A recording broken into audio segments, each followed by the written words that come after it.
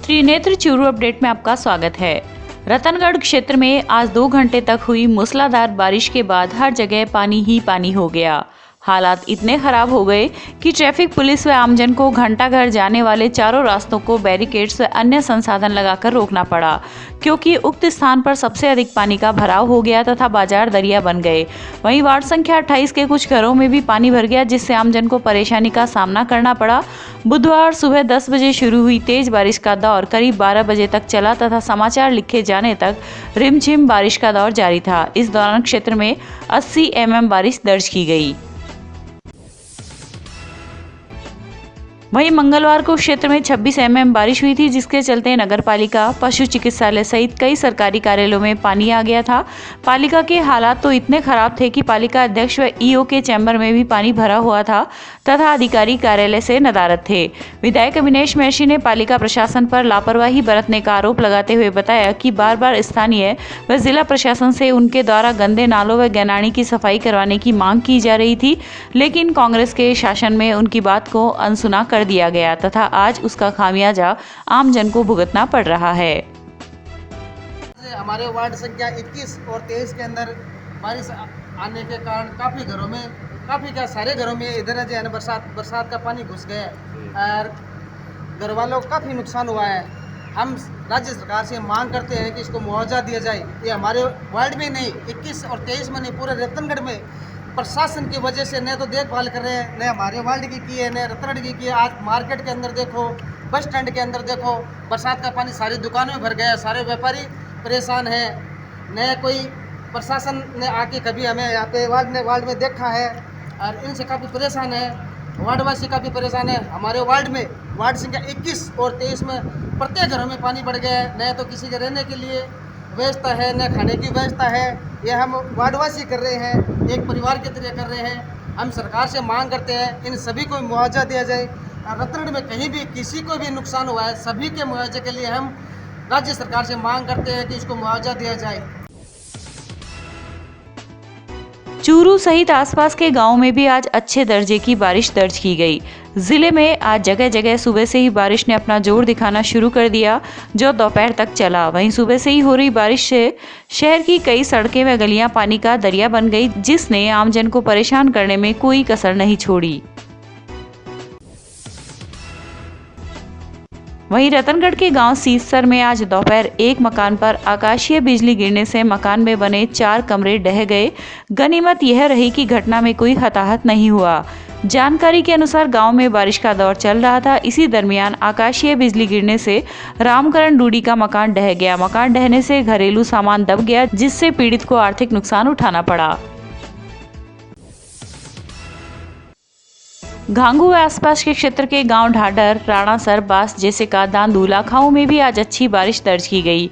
बरसात होने से पछेती बोई गई फसल में फायदा होगा और पशुओं के लिए रखे गए चारागाहों में अच्छी बरसात से घास भी हरी हो जाएगी, जिससे पशुपालन में फायदा होगा। गांव के किसान अर्जुन लाल प्रजापत ने बताया कि 1 जून को बरसात हुई थी, उसमें बाजरा और मूंग की खेती की थी। फसल बहुत बढ़िया थी, लेकिन अगस्त माह में बरसात नहीं हुई और फसल बरसात के अभाव में सूख गई। गांव राणासर के किसान जगदीश प्रसाद ने बताया कि अगेती फसल में बरसात से कोई फायदा नहीं है और काटी गई फसल में नुकसान ही होगा। शिक्षा मंत्री गोविंद सिंह डोटासरा ने कहा है कि कांग्रेस सरकार प्रदेश के चहुमुखी विकास के लिए कृत संकल्पित है तथा सभी वर्गों के कल्याण के लिए व्यापक कार्यक्रम चलाए जा रहे हैं। शिक्षा मंत्री आज भादरा जाते समय जिला मुख्यालय के एक निजी होटल में कार्यकर्ताओं के अभियोग सुन रहे थे। इस मौके पर उन्होंने कहा कि राज्य में कोरोना मरीज का प्रबंधन शानदार ढंग से किया गया, जिसकी पूरे देश ही नहीं दुनिया भर में भी सराहना हो रही है। इस दौरान उन्होंने आम जन की समस्याएं सुनी और उनके समुचित निस्तारण का भरोसा दिलाया। इस अवसर पर सभापति पायल सैनी, सलेमान खां, राणासर, खालिद गांधी आदि मौजूद थे। आज चूरू के अंदर हमारे पीसीसी अध्यक्ष व शिक्षा मंत्री गोविंद सिंह डोटासरा जी का आगमन हुआ। सभी कार्यकर्ताओं व पार्षदगणों व जनप्रतिनिधियों के द्वारा उनका जोरदार तरीके से स्वागत किया गया है। साथ ही शिक्षा मंत्री जी डोटासरा जी के द्वारा सभी कार्यकर्ताओं की जन सुनवाई की गई है और जल्द ही उनकी सभी समस्याओं के निस्तारण का आश्वासन भी दिया गया है। मैं गोविंद सिंह डोटासरा जी का धन्यवाद ज्ञापित करती हूँ, माननीय रफीक जी मंडेलिया का धन्यवाद ज्ञापित करती हूँ, हाजी मकबूल जी मंडेलिया का आभार प्रकट करती हूँ। वहीं शिक्षा मंत्री गोविंद सिंह डोटासरा आज भादरा में 1 दिवसीय दौरे पर रहे। सर्वप्रथम डोटासरा का क्षेत्र में पहुंचने पर कांग्रेस कार्यकर्ताओं ने दयानंद बेरवाल के नेतृत्व में स्वागत किया। इस दौरान डोटासरा व विधायक बलवान पुनिया ने गांव डुगराना के नव सृजित उप तहसील व महात्मा गांधी राजकीय विद्यालय का उद्घाटन भी किया। कार्यक्रम को संबोधित करते हुए डोटासरा ने शिक्षा और सिंचाई पानी की समस्याओं का निराकरण करने का भरोसा दिलाया। जिला मुख्यालय पर आज भाजपा किसान मोर्चा के पदाधिकारियों ने विद्युत संबंधी समस्या को लेकर अधीक्षण अभियंता को एक ज्ञापन सौंपा। सरदारशहर के पूर्व विधायक अशोक पिंचा व भारतीय जनता पार्टी किसान मोर्चा के अध्यक्ष सत्यनारायण सहारण ने बताया कि सरदारशहर विधानसभा क्षेत्र भौगोलिक स्थिति से बहुत बड़ा है। आने वाले समय में मार्च तक विद्युत कनेक्शन ट्यूबवेल के होने वाले हैं। वर्तमान में जितने भी ट्यूबवेल चल रहे हैं इसमें भी विद्युत आपूर्ति सही समय पर व सही वोल्टेज पर नहीं हो रही है, जिससे किसानों की फसल बर्बाद हो रही है। इसलिए उक्त समस्या से आज अधीक्षण अभियंता को अवगत करवाया गया है। इस अवसर पर महामंत्री मोहर सिंह पोटलिया, एसी मोर्चा के जिलाध्यक्ष सुनील मीणा, मंडल अध्यक्ष राजेंद्र सिंह छाजू सर आदि उपस्थित थे। सरदारशहर तहसील में जो बिजली की समस्या थी, इसलिए किसान मोर्चे के नेतृत्व में हम सब लोग इस हिसाब से मिलने आए हैं और उनसे ये ज्ञापन दिया है। ज्ञापन में ये लिखा है कि एक तो अतिरिक्त लोड न बढ़ाएं, किसान की सहमति से लोड बढ़ाएं। इससे लाइट की आपूर्ति बहुत कम हो रही है, बार बार जा रही है। इसलिए नीचे के स्ट्रक्चर मजबूत करो। बहुत सी जगह 33 के भी सब स्टेशन बनाओ, 132 के भी सब स्टेशन बनाओ, तब जाके आने वाले समय में किसानों को फसल मिल पाएगी। वरना सरदारशहर के किसान के लिए समस्या बनी रहेगी। नीचे स्ट्रक्चर नहीं होने के कारण से किसानों को बिजली आपूर्ति नहीं हो रही। एक पेंडिंग जो कृषि कनेक्शन 11 महीनों से लोगों ने पैसे भर रखे हैं, आज तक उनका कनेक्शन नहीं हुआ। 100 के ट्रांसफार्मर नहीं मिल रहे हैं, उसके लिए भी किसान मारे फिर रहा है। उसके लिए भी मानिए इस हिसाब से हमने कहा है कि तुरंत आप ये व्यवस्था कराओ। और एक नारसरा के लोग यहाँ हमारे साथ में आए थे, वहाँ 33 के भी GSS की आवश्यकता है, उसके लिए भी इस हिसाब को लिखित में आवेदन किया। सरदारशहर में आज प्रदेश सरकार पर वादा खिलाफी का आरोप लगाते हुए विशाल रैली को लेकर संयुक्त मोर्चा के पदाधिकारियों ने रोडवेज कर्मियों की बैठक ली। बैठक में 11 सूत्री मांगों को लेकर रोडवेज कर्मियों के चल रहे आंदोलन के बावजूद भी कोई सुनवाई नहीं होने पर 5 अक्टूबर को जयपुर में विशाल रैली का आयोजन करने का निर्णय लिया गया, जिसमें प्रदेश भर से रोडवेज कर्मी भाग लेंगे। इस अवसर पर संगठन के प्रदेश सचिव राकेश पुनिया, प्रदेश उपाध्यक्ष रामदेव सिंह, शंकरलाल शर्मा सहित बड़ी संख्या में कर्मचारी उपस्थित थे। राजस्थान रोडवेज के कर्मचारी राजस्थान की वर्तमान की कांग्रेस पार्टी की सरकार को अपना वादा याद दिलाते हैं। मेरे हाथ में कांग्रेस पार्टी द्वारा दिसंबर 2018 में जारी किया गया मैनिफेस्टो है। इस मैनिफेस्टो के पेज नंबर 18 पे point number 9, point number 10, point number 11 पे कुछ बातें लिखी हैं। ये बातें राजस्थान रोडवेज के कर्मचारियों की समस्याओं के संबंध में, इन बातों को लेकर इस वादे को हम याद दिलाने के लिए पूरे राजस्थान में राजस्थान रोडवेज के कर्मचारी संघर्ष से आए। 4 अक्टूबर 2018 को जब हमारी हड़ताल चल रही थी तो सिंधी कैंपस स्टैंड पर उस समय कांग्रेस पार्टी के प्रदेश अध्यक्ष श्रीमान सचिन पायलट साहब और नगर जयपुर शहर के अध्यक्ष श्रीमान प्रताप सिंह जी खाचरियावास आए थे और हमसे कुछ वादे करके गए थे। उन्होंने मंच पर आप सम्मानित मीडिया के लोगों के सामने ये कहा था कि अगर हमारी सरकार बन जाती है तो आपकी समस्याओं के ऊपर सकारात्मक दृष्टिकोण से चर्चा करेंगे, समाधान करेंगे। और उसके बाद में इस मैनिफेस्टो में भी हमारी समस्याओं के समाधान की बात उन्होंने लिखी है, लेकिन बड़े दुख के साथ कहना पड़ रहा है कि कांग्रेस पार्टी की सरकार ने अपने ही मैनिफेस्टो की कोई लाज नहीं रखी। इस मैनिफेस्टो पे लिखी हुई बातों को उन्होंने पूरा नहीं किया है। ये इस बात का परिचायक है कि इस सरकार को अब सत्ता में रहने का कोई नैतिक अधिकार नहीं है, क्योंकि ये डॉक्यूमेंट है, लिखा हुआ डॉक्यूमेंट। अगर इसको वो लागू नहीं करते हैं तो इसको जारी क्यों किया? इसका मतलब 2018 में राजस्थान की आम जनता से उन्होंने झूठ बोला था।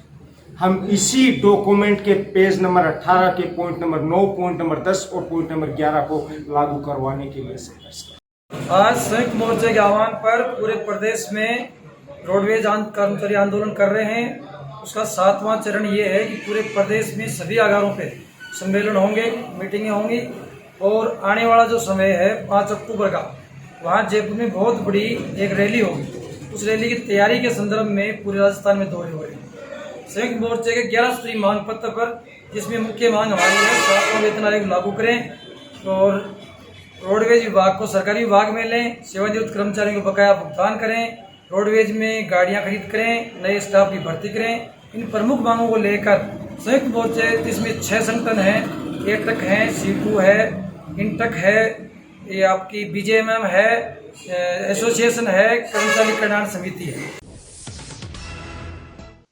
वैश्विक महामारी कोविड-19 को लेकर तारानगर विधायक नरेंद्र बुडानिया ने आज पंचायत समिति सभागार में कोर कमेटी सदस्यों व ब्लॉक स्तरीय विभागीय अधिकारियों की एक बैठक ली। विधायक बुडानिया व उपस्थित अधिकारियों ने संभावित कोरोना की तीसरी लहर को लेकर तैयारियों की समीक्षा की। इस मौके पर प्रधान संजय कसवा, उपखंड अधिकारी मोनिका जाखड़, विकास अधिकारी संत कुमार मीणा सहित कोर कमेटी के सदस्य व विभागीय अधिकारी मौजूद रहे। रतनगढ़ में आज श्री राष्ट्रीय राजपूत करणी सेना की कार्यकारिणी के विस्तार का आयोजन किया गया। जिला अध्यक्ष संदीप सिंह के नेतृत्व एवं तहसील अध्यक्ष मुकेश सिंह लोहा की अध्यक्षता में हुए कार्यक्रम में समाज के युवाओं को विभिन्न जिम्मेदारियां सौंपी गई। इस दौरान विधानसभा अध्यक्ष पद पर बबलू सिंह तथा उपाध्यक्ष पद पर विक्रम सिंह को मनोनीत किया गया। इस अवसर पर जिला उपाध्यक्ष शक्ति सिंह, नर सिंह, कान सिंह, भरपाल सहित कई लोग उपस्थित थे। मुख्यमंत्री बजट घोषणा 2021 के तहत एनएफएसए कार्ड धारकों के जनाधार मैपिंग कराने को लेकर राजलदेसर के हनुमान सदन में आज राशन डीलरों का 1 दिवसीय प्रशिक्षण आयोजित किया गया। प्रशिक्षण के दौरान रसद विभाग के ईआई संपत राम ने बताया कि राजलदेसर में कुल 1725 परिवारों के केवाईसी फॉर्म आए हुए हैं, जिनके जांच का कार्य जारी है। उन्होंने बताया कि जो खाद्य सुरक्षा योजना से जुड़ा हुआ है और जन आधार नहीं बना हुआ है, वह अपना जन आधार ई मित्र से बना ले। इसके अलावा जिसका आधार कार्ड नहीं बना हुआ है, वह भी अपना आधार जन आधार में लिंक कराए। इस अवसर पर विभाग के बीएसओ प्रदीप कुमार जोशी, लक्ष्मी नारायण, लोकेश कुमार आदि उपस्थित थे। मुख्यमंत्री बजट घोषणा 2021 के अनुसार एनएफएसए कार्डधारी जो है, उनकी जनाधार से मैपिंग करवाने के लिए राजलदेसर शहरी क्षेत्र का चयन हुआ है, जिसके अंदर 1725 परिवारों के केवाईसी फॉर्मेट आए हुए हैं। उनकी जनाधार से मैपिंग करने के लिए आज यहाँ प्रशिक्षण हनुमान सदन में आयोजित किया गया, जिसमें संपत जी ईआई सर हैं और हमारे जो सूचना सहायक हैं 2, उन्होंने राशन डीलरों को बताया कि अपने को प्रपत्र कैसे भरवाने हैं। तो सितंबर महीने में जब भी राशन डीलर लोगों को राशन बांटेंगे तो उनसे जो उनके केवाईसी प्रपत्र हैं वो सही करवाएंगे। जिला मुख्यालय पर आज अखिल भारत हिंदू युवा मोर्चा के पदाधिकारियों ने चूरू जिला कलेक्टर के मार्फत गृह मंत्रालय भारत सरकार को एक ज्ञापन सौंपा है। ज्ञापन में उल्लेख किया गया है कि झुंझुनू जिला के अंतर्गत ग्राम पंचायत गांगियासर में सैकड़ों वर्ष पुराना राय माता मंदिर की भूमि पर गांव के कुछ असामाजिक तत्व के लोगों द्वारा कब्जा किया जा रहा है, जिसकी शिकायत मलसीसर एसडीएम व झुंझुनू जिला कलेक्टर को की गई थी, किंतु उक्त समस्या का कोई हल नहीं निकला। इसलिए आज झुंझुनू जिला कलेक्टर का पुतला फूंक कर विरोध प्रदर्शन किया गया है। इस मौके पर प्रदेश प्रभारी कमल सोनी, प्रदेश महासचिव रामचंद्र प्रजापति, विनोद प्रजापति आदि मौजूद रहे।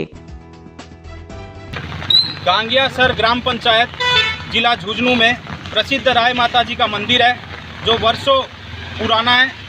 उस मंदिर की जमीन पर कुछ जिहादी असामाजिक तत्वों ने पिछले कई वर्षों से अवैध कब्जा कर लिया है, जिसकी शिकायत बहुत बार तहसील कार्यालय और झुंझुनू जिला कलेक्टर के पास की गई, परंतु झुंझुनू जिला कलेक्टर ने, जो उनके समाज का है और जिहादी मानसिकता से ग्रस्त है, कानून के विपरीत जाकर अपना तालिबानी रवैया अपनाकर मंदिर जमीन को कब्जाधारियों का सौंपने का जो कार्य कर रहा है, अनैतिक कार्य कर रहा है, उसके खिलाफ आज चूरू जिला कलेक्टर के पास आए हैं और गृह मंत्री के मार्फत, कलेक्टर जी के मार्फत गृह मंत्री के पास आज हम यहाँ पर ज्ञापन देंगे कि इस कलेक्टर के ऊपर जांच की जाए, कार्रवाई की जाए और इसके जो अनैतिक कार्य चल रहे हैं, क्रियाकलाप चल रहे हैं, उस पर लगाम लगाई जाए।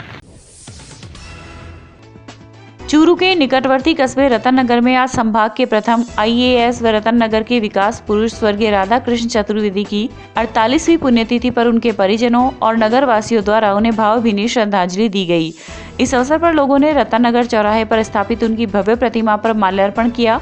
वक्ताओं ने कहा कि चतुर्वेदी मिट्टी के सच्चे लाल थे, जिन्होंने संघर्ष के बाद मिली सफलता को सार्थकता में बदलकर दिखाया और अपनी उपलब्धियों व पद प्रतिष्ठा को समाज के हित में उपयोग लिया। इस दौरान वक्ताओं ने उनके कृतित्व व्यक्तित्व की मुक्त कंठ से सराहना की।